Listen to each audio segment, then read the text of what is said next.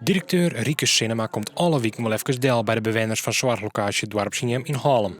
Hoewel hij officiële papier stiert als de directeur, komt hij graag persoonlijk in de kunde met de bewoners en helpt mij met de zorg. Ik kom net uit het zorgland om samen te zeggen, maar wat ik wel ken, dat is de meeste informatie. Ik ga regelmatig met mensen even te toeren, die even ergens heen, drinken we een bakje koffie, of ik doe spultjes moois in de huiskamer.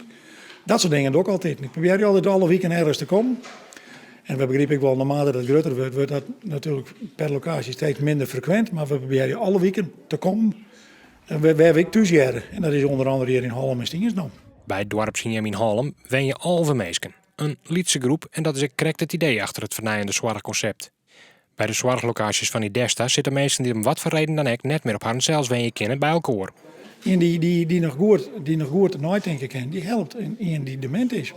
Met spultjes, met lezen, met dingen wat te begrijpen van zoveel dat nog heet. En andersom, die trouwt in een rolstoel, die dement is. Dat ken ik. En dat is het leuke van zo'n organisatie, zoals hier.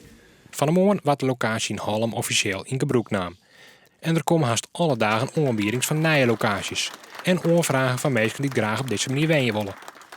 Wij willen eigenlijk proberen maar 2, maximaal 3 per jaar te groeien. Dus wij denken dat we 4 hier rond de 12 tot 15 locaties in Friesland zitten.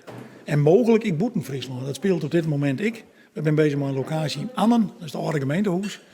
Om die te verbouwen naar 16 woningen. Dat zou dan de eerste wijze buiten Friesland.